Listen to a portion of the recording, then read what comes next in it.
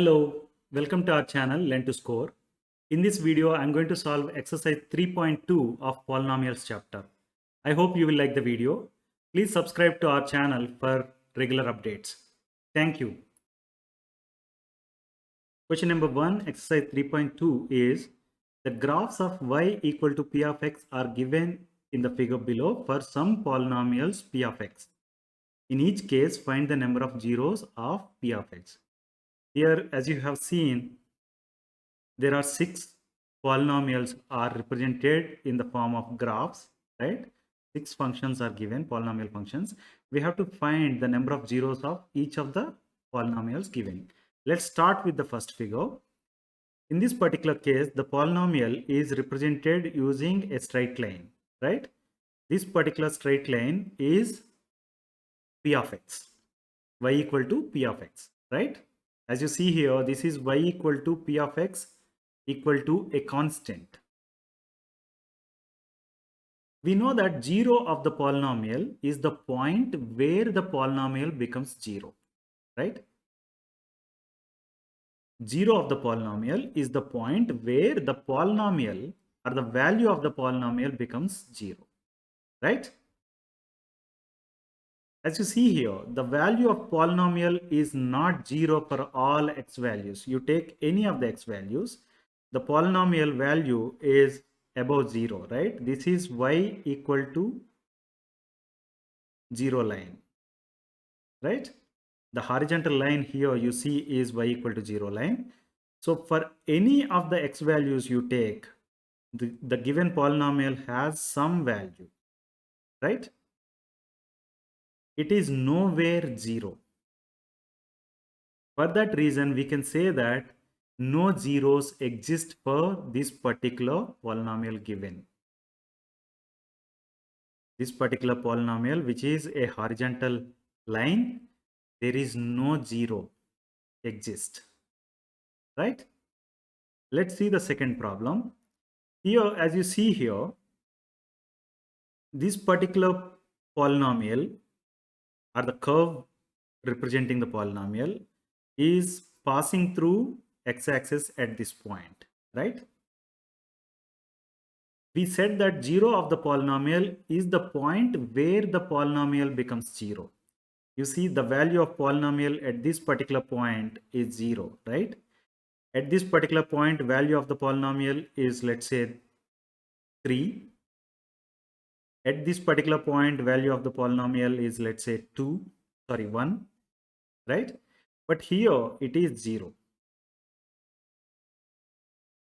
So as you see here, the value of the polynomial is 0 for only one x value, right? For all other x values, the polynomial has some value other than 0. Since only for one value the polynomial is becoming 0, we say that 1 0 exists for this particular polynomial, right? Now let's see the third one. As you see here, this particular polynomial value is becoming 0 at these 3 points. You see, at these 3 points, the polynomial is cutting through the x-axis, right? So we can say that the value of polynomial is 0 for those 3 x values. Hence, we can say that this particular polynomial has 3 zeros. In other words, we can say that 3 zeros exist for the given polynomial represented by the curve here, right? Now let's go to the next part. As you see here, in this particular case, the curve represented by the polynomial y equal to p of x is becoming 0 at these 2 points, right? It means it has 2 zeros. Please note this, right? Let's go to the next part. As you see here, this particular polynomial y equal to p of x is cutting through x-axis at these points, right? We have 4 points at which the polynomial y equal to p of x is cutting through x-axis. And at all these 4 points, the value of the polynomial y equal to p of x is equal to 0, right? That's why we say that the value of polynomial is 0 for 4 x values. Hence, we can say 4 zeros exist for this particular polynomial represented using the curve shown in the graph, right? Let's go to the next part of the problem. As you see here, this particular polynomial is cutting through x-axis at this point and touching the x-axis at this point and touching the x-axis at this point, right? It means for all these 3 x values, the value of polynomial y equal to p of x is 0, right? So we can say that the value of polynomial is 0 for 3 x values. Hence, we can say that 3 zeros exist for this particular polynomial represented as a curve cutting through x-axis at 1 point and touching the x-axis at 2 points, right?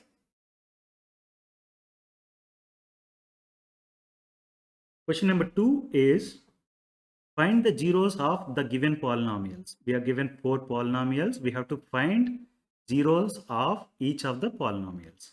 Let's start with question number 1, that is p of x equal to 3x, right? We know that if f of x is a polynomial and a is a real number, then a is called 0 of the polynomial f of x if and only if f of a equal to 0. It means when you substitute a in the place of x, then f of x value is f of a, right? That has to be 0. Then a is called 0 of the polynomial f of x, right? To understand that better, you can say that if a is the 0 of the polynomial p of x, then p of a is equal to 0. Please note this.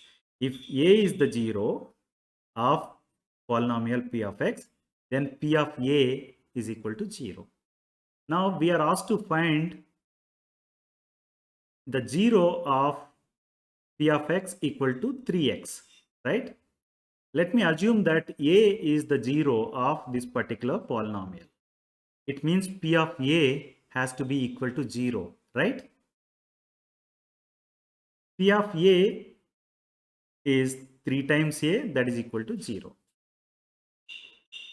right? What we have done is we have substituted a wherever you have x in the equation, and since we said that a is the 0 of this particular polynomial, p of a is equal to 0, right? It means 3a equal to 0. 3a equal to 0 can be written as a equal to 0 by 3, right? I have rearranged this equation 3a equal to 0 by taking 3 onto the other side, right? It means a equal to 0 by 3. We know 0 by 3 equal to 0. So what I can say now is a equal to 0 is the 0 of given polynomial p of x equal to 3x, right? Now let's go to the next part of the problem, that is part 2. P of x equal to x square plus 5x plus 6. This is a quadratic polynomial, right? It will have 2 zeros at the most. It can have no zeros, it can have 1 zero, or it can have 2 zeros. So let's say that it will have 2 zeros, right? So let's try to factorize this particular quadratic polynomial into 2 linear factors so that we can get 2 zeros. To do that, one can use split the middle term method, right? What is the idea of split the middle term method? We have to find two numbers p and q such that p plus q is quotient of x. In this case, p plus q is equal to 5, and pq is the product of remaining coefficients. Remaining coefficients are 1 and 6, right? So when you multiply these two, you get 6.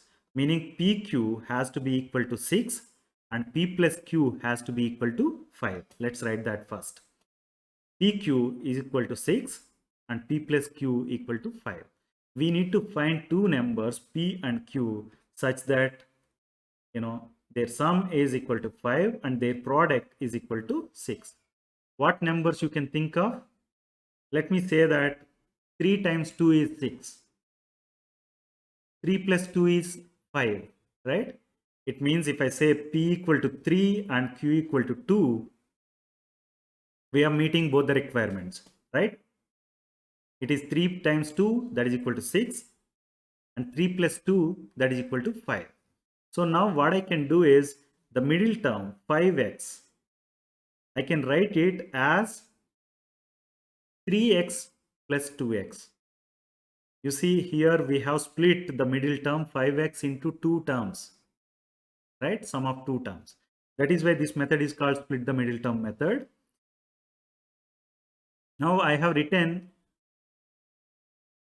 5x as 3x plus 2x, so that the whole polynomial p of x can be written as x square plus 3x plus 2x plus 6, right?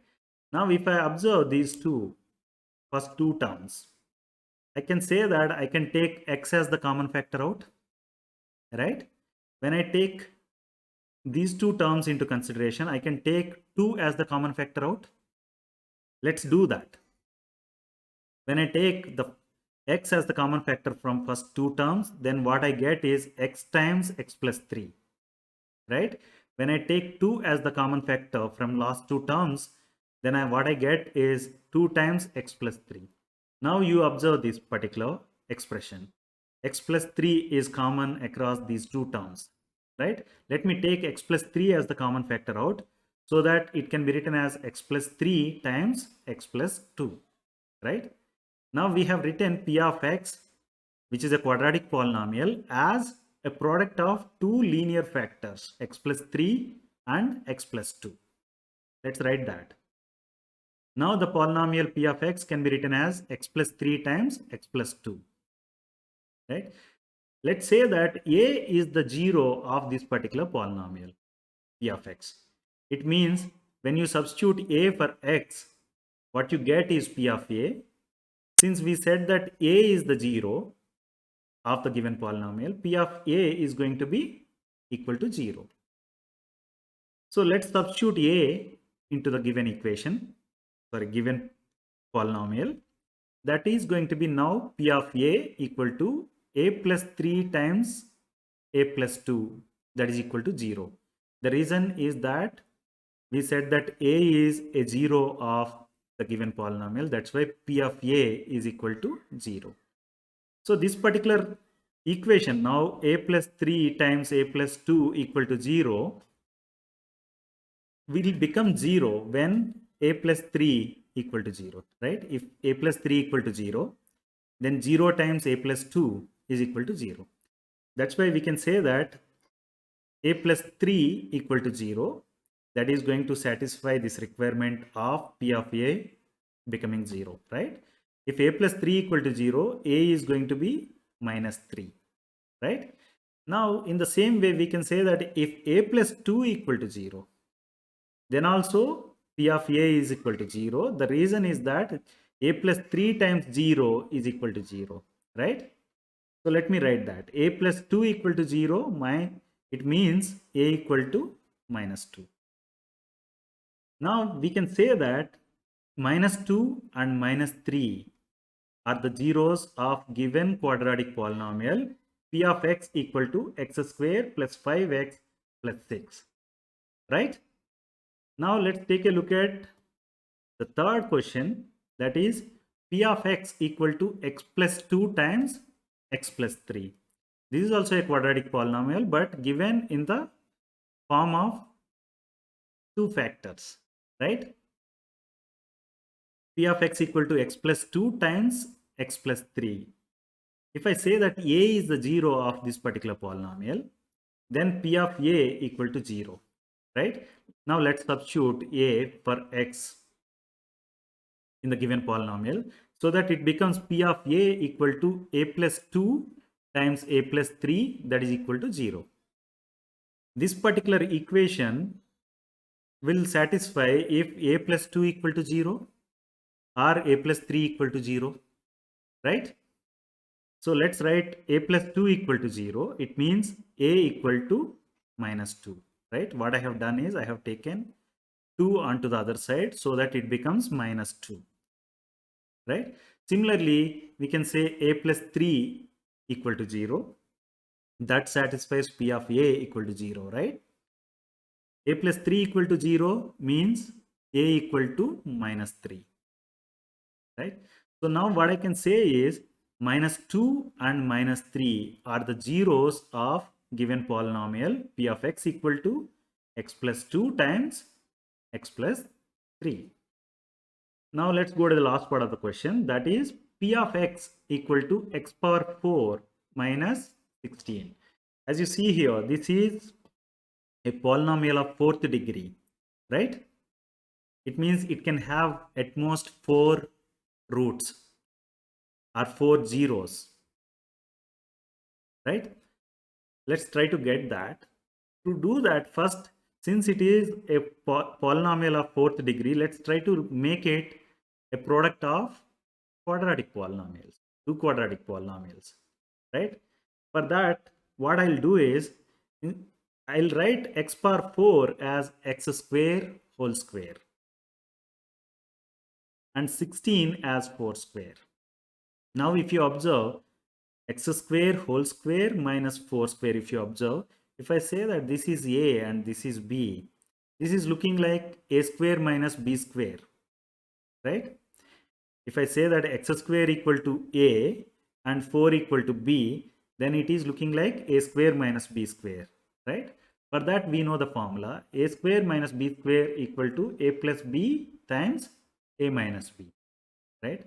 Since we said this is a square minus this is b square, so we can write it as a plus b times a minus b. It means x square plus 4 times x square minus 4, right?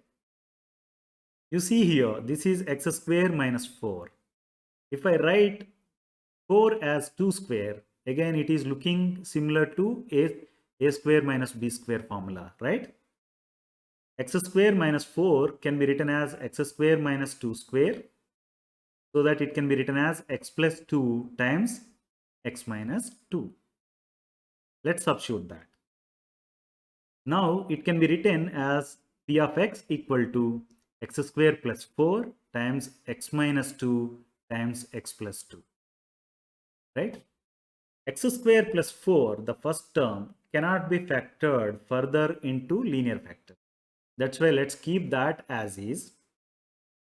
Okay, when you want to have real numbers as zeros, we cannot express this as product of two linear factors. That's why we'll keep x square plus 4 as is and call this as p of x. P of x equal to x square plus 4 times x minus 2 times x plus 2. Let me say that a is a zero of this particular polynomial. It means p of a is going to be equal to 0, right? Let's do that. Now let's say that p of a equal to 0 equal to a square plus 4 times a minus 2 times a plus 2, right? So when you see this expression or the equation, you can say that when a square plus 4 equal to 0, the whole polynomial value is going to be 0. Or when a minus 2 equal to 0, the whole value of the polynomial will be 0. Or when a plus 2 equal to 0, the whole value of the polynomial is going to be 0, right? So let's start with this. When a square plus 4 equal to 0, p of a is going to be 0, right? A square plus 4 equal to 0 means a square equal to minus 4. So I can take this square onto the other side so that it becomes square root on the other side. Let me write a equal to square root of minus 4. we know the value of square root of 4, but we don't know the value of square root of minus 4, right? Square root of minus 4 is not a real number. That's why we are not going to further simplify this. We'll keep it as is, a equal to square root of minus 4, right? Now let's go to the second option. A minus 2 can be 0, so that P of A equal to 0, right? When you say A minus 2 equal to 0, it means A equal to 2. The third possibility is A plus 2 can be 0, so that P of A equal to 0, right? When I say A plus 2 equal to 0, it means A equal to minus 2, right? So now what I can say is minus 2, 2 and square root of minus 4 are the zeros of the given polynomial P of x equal to x power 4 minus 16, right?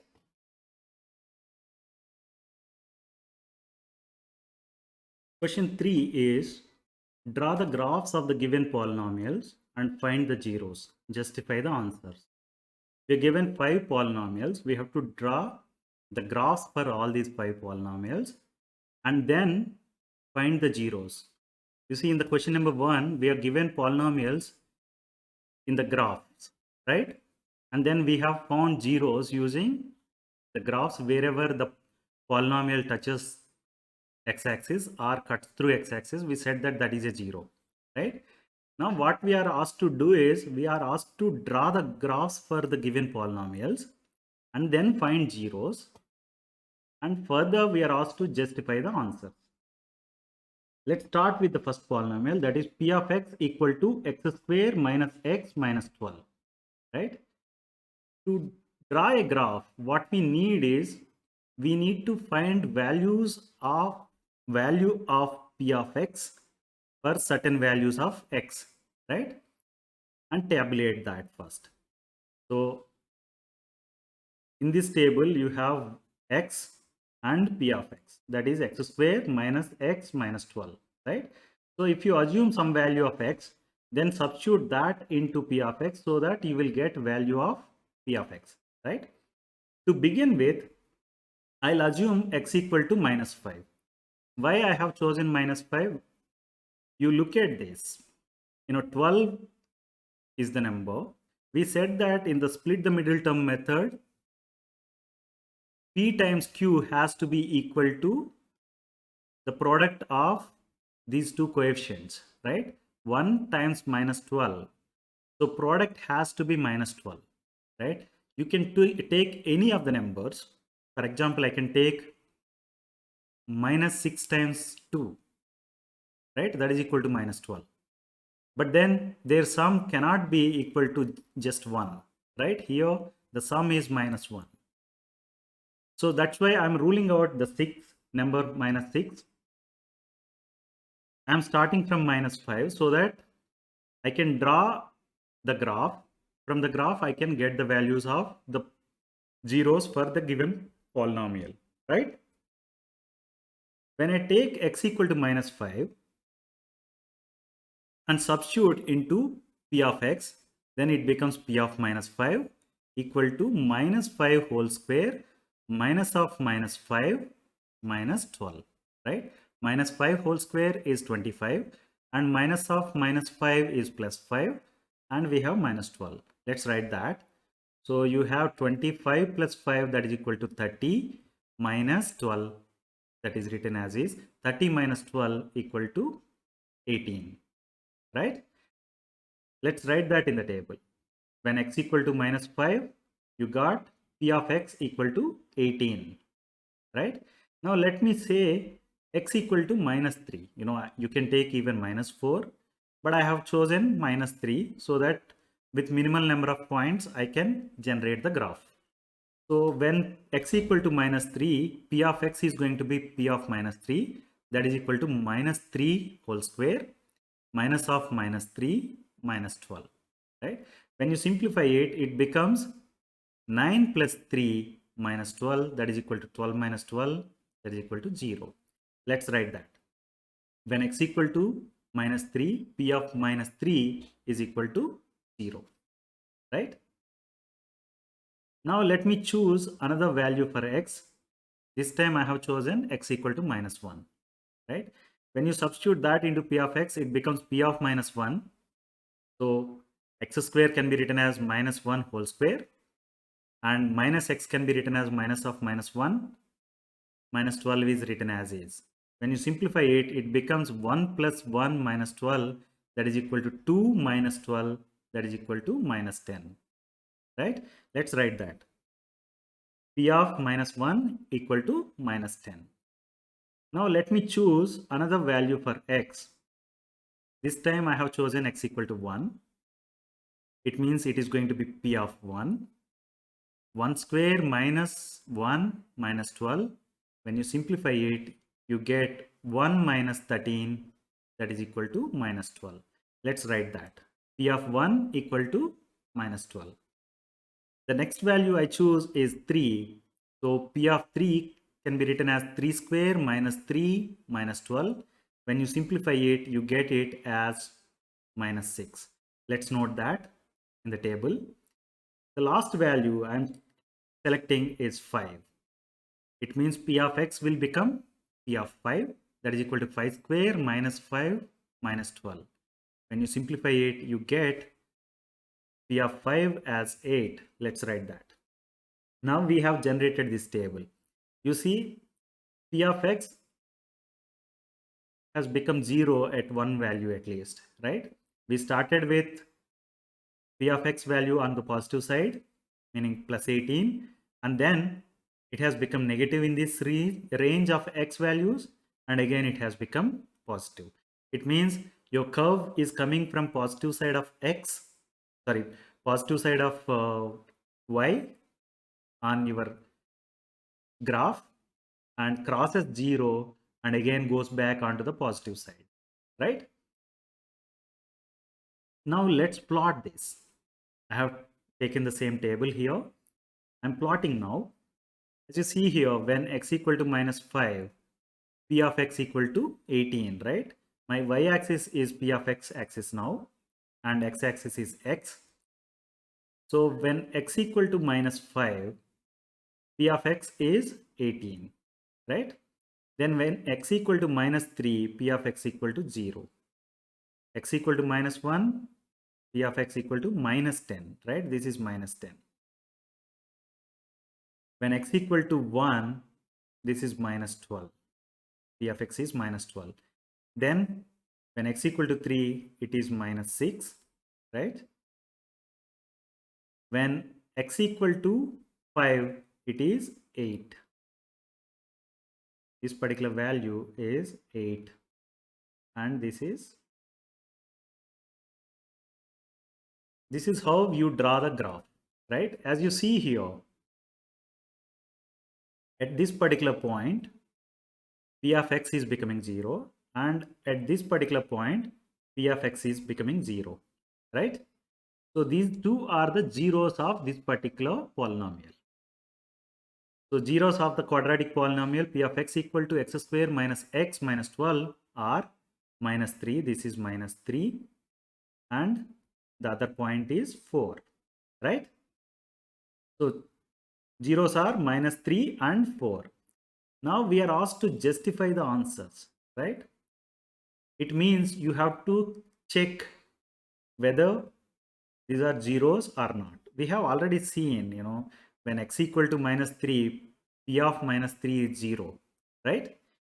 But again, we'll verify that. P of -3 equal to -3 whole square minus of -3 minus 12, right?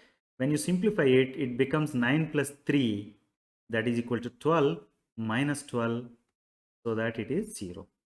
So value of the polynomial at x equal to -3 is 0, right? Now let's see what is the value of polynomial at x equal to +4. It means P of 4 equal to 4 square minus 4, sorry, minus of -4. Sorry, minus 4 minus 12, right? 4 square minus 4 minus 12. So 4 square is 16, 16 minus 4 minus 12. So 16 minus 16, that is equal to 0. As you have seen here, P of 4, that is value of P of x at x equal to 4 is equal to 0. That's why we can say that minus 3 and 4 are the zeros of given polynomial, right? Now let's go to the second part of the problem, that is P of x equal to x square minus 6x plus 9, right? For this also, let's first tabulate the data of P of x for different values of x. How do I choose values of x? Similar to earlier case, as you see here, 9 is the number, right? 3 times 3 is 9. And we know that minus 3 times minus 3 is plus 9. Minus 3 plus minus 3 equal to minus 6. We're getting it, right? It means the numbers you choose for x has to have at least minus 3 in the range. So for that, what I'm going to do is I'll start with minus 5 again, so that minus 3 will come in this table at some point. So when you choose x equal to minus 5, it is going to be P of minus 5, that is x square is minus 5 whole square minus 6x is written as minus 6 times minus 5, and then you have plus 9, right? Minus 5 whole square is 25, and minus 6 times minus 5 is plus 30.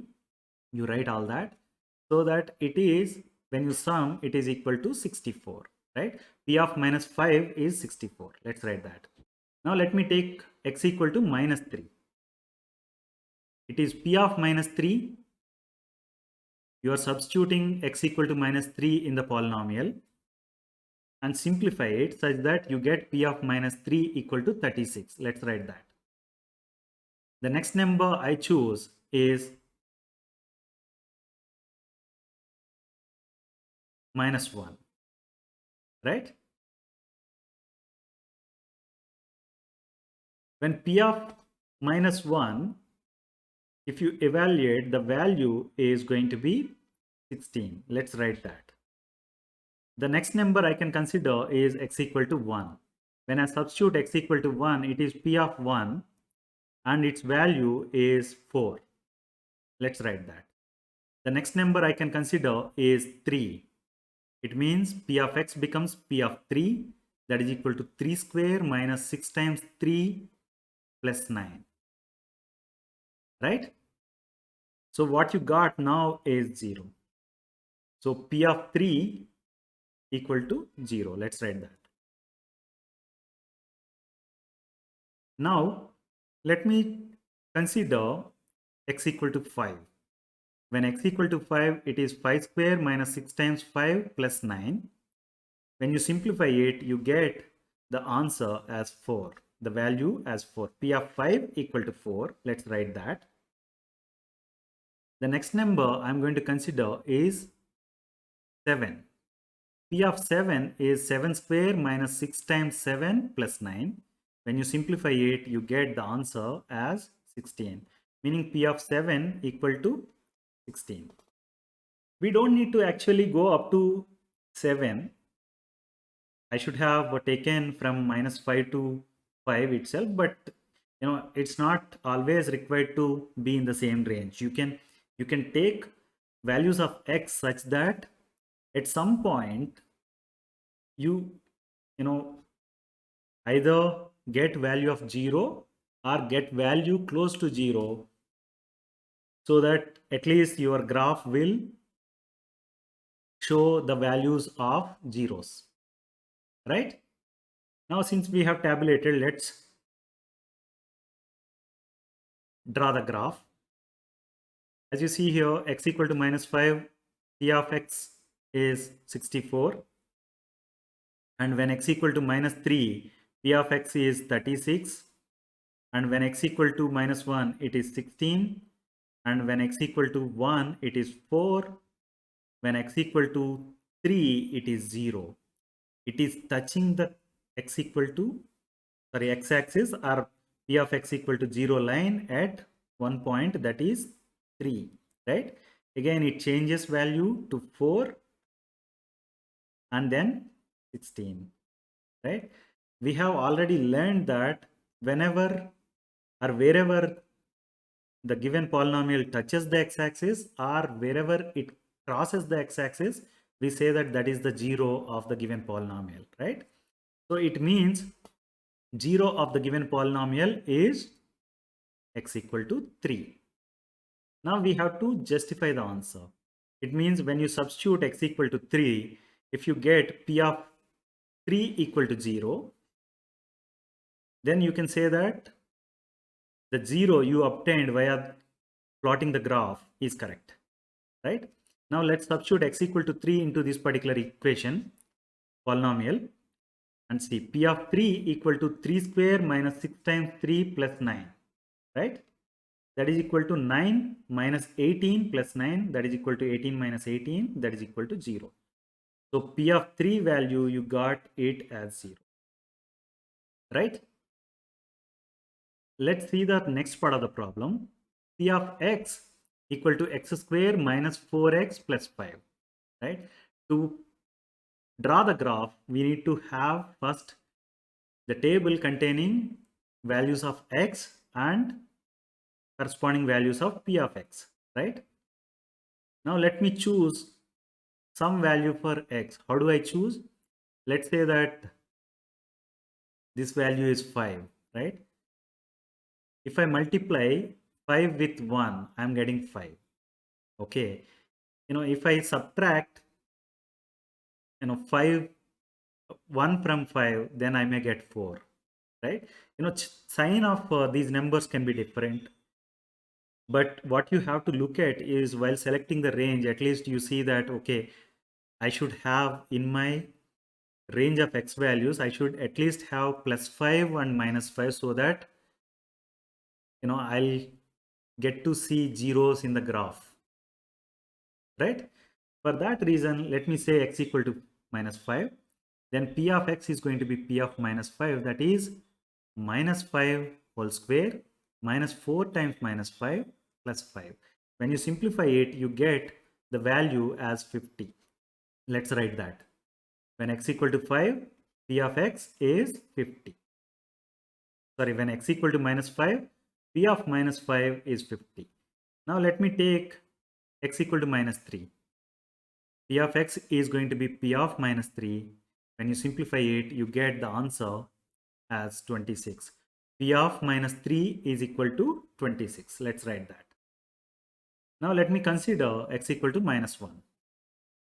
It means it is p of minus 1, right? You are substituting x equal to minus 1 into the given polynomial, right? When you substitute and simplify, you get p of minus 1 as 10. Let's write that.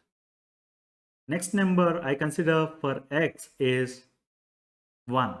When x equal to 1, p of x is going to be p of 1, that is equal to 1 square minus 4 times 1 plus 5. It is going to be 6 minus 4, that is equal to 2. Let's write that. The next number is 3. So p of 3 is going to be 2. Right? Let's write that. P of 3 equal to 2. The next number I consider is 5. X equal to 5. P of 5 is 5 square minus 4 times 5 plus 5, that is equal to 10. When you simplify, you get P of 5 as 10. As you see here, we started with minus 5 and the number or the value of P of x decreases till here and then started increasing, right?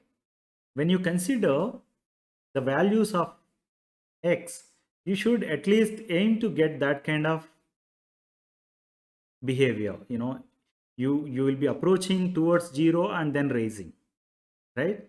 In principle, you may expect root somewhere here, right? But let's see what will happen. Once I plot this, I get a graph like this. You see here, when x equal to minus 5, it is 50. When x equal to minus 3, it is 26. When x equal to minus 1, it is 10. When x equal to 1, it is 3. Sorry, it is 2. And when x equal to 3, it is 2. And when x equal to 5, it is 10. Here you have seen that, this particular graph or the curve is not touching the x-axis or crossing the x-axis. That's why sometimes it is difficult which range I have to choose.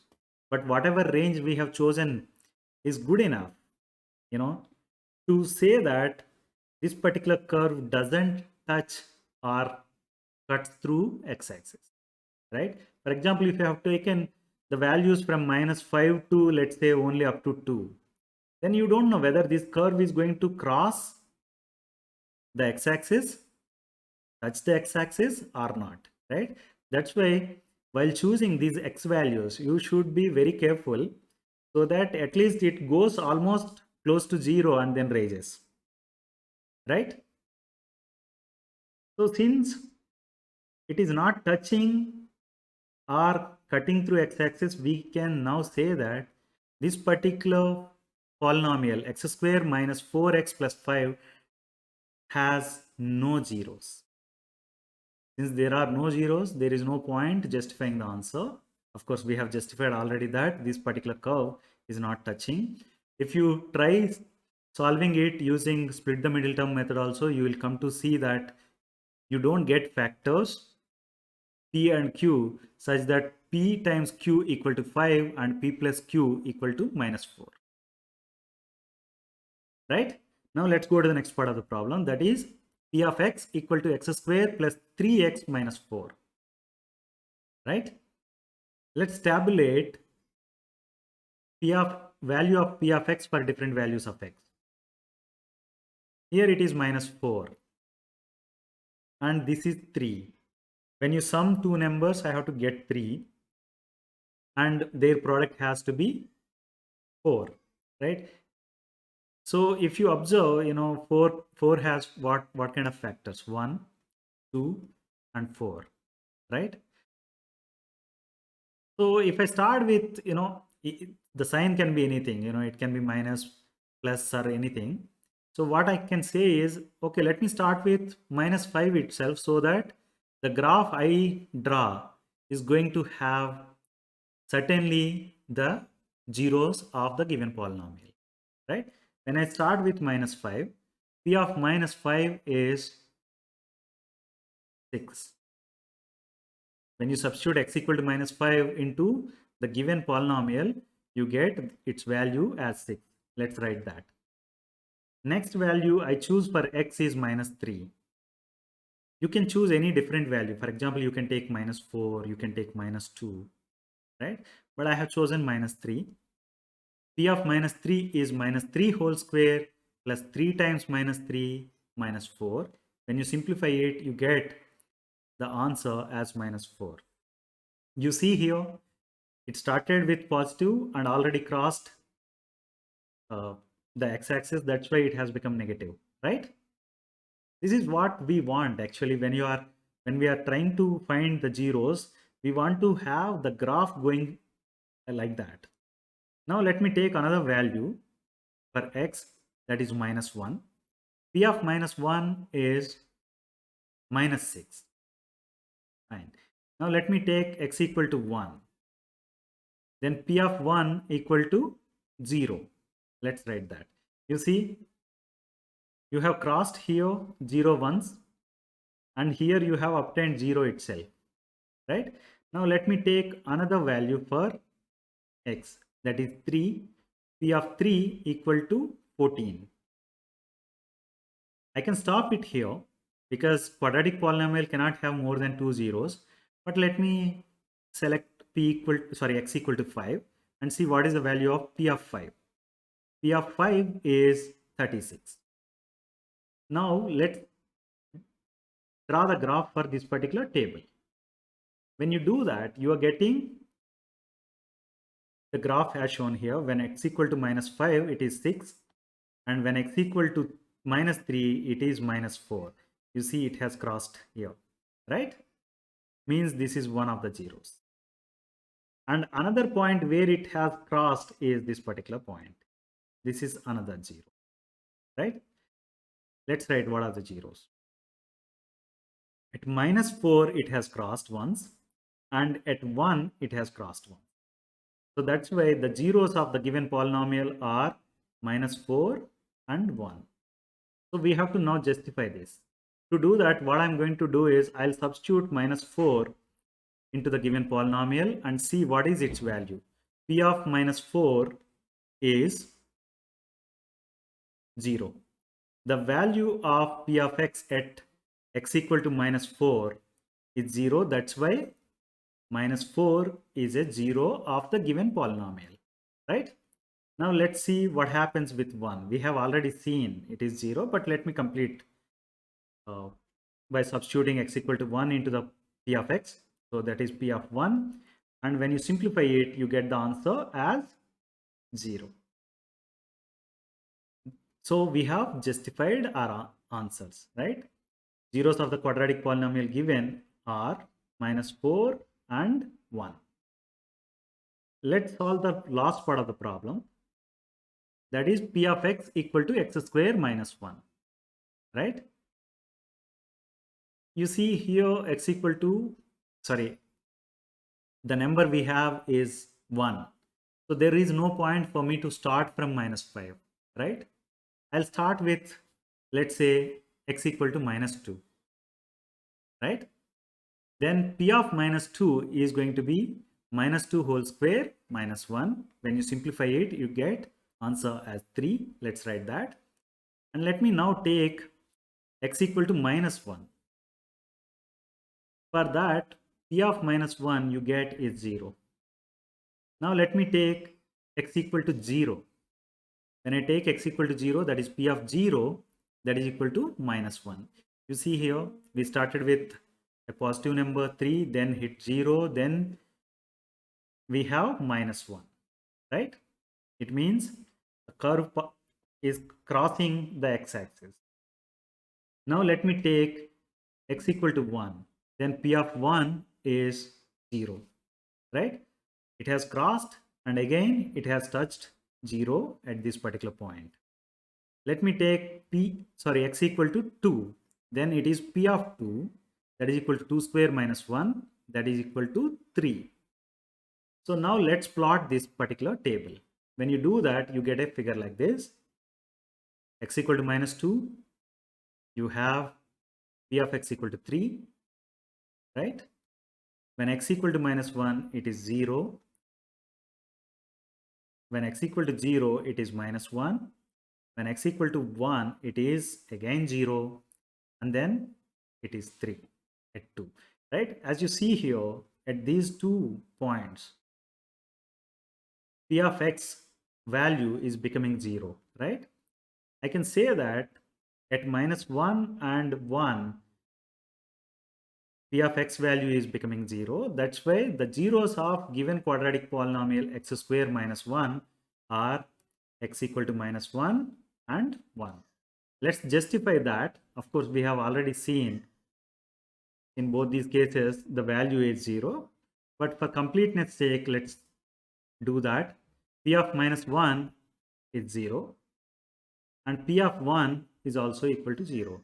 That's why we can say that x equal to -1 and x equal to 1 are the zeros of the given quadratic polynomial x square minus 1, right?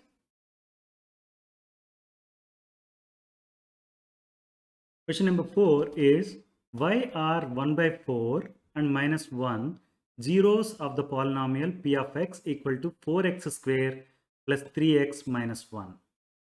We have to find, or we have to answer why 1 by 4 and -1 are the zeros of the polynomial p of x, right? We know that if p of a equal to 0, then a is the 0 of p of x, right? If p of 1 by 4 equal to 0, then 1 by 4 is the 0 of the polynomial p of x. If p of -1 equal to 0, then we can say that -1 is the 0 of polynomial p of x, right? Let's verify that. First, P of 1 by 4, whether that is equal to 0 or not.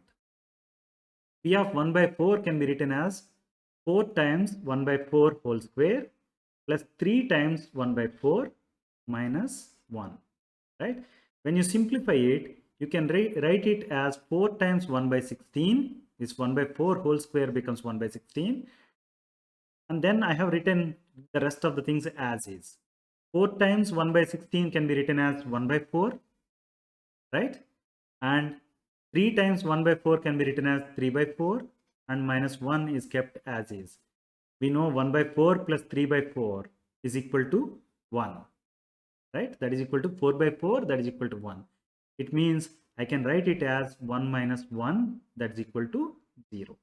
So we have seen that P of 1 by 4 equal to 0. Since P of 1 by 4 equal to 0, we can say that 1 by 4 is a 0 of given polynomial P of x equal to 4x square plus 3x minus 1.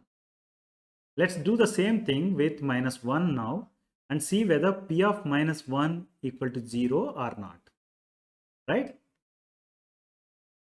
P of minus 1 can be written as 4 times minus 1 whole square plus 3 times minus 1 minus 1. When you simplify it, it becomes 4 times 1 minus 3 minus 1. So I can write it as 4 minus 4. Minus 3 minus 1 equal to minus 4, right? 4 minus 4 equal to 0.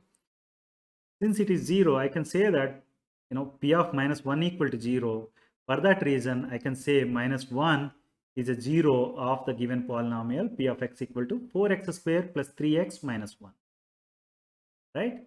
So the answer is P of 1 by 4 and P of minus 1 are equal to 0. That is why 1 by 4 and minus 1 are the zeros of given polynomial P of x, right? I hope you like the video.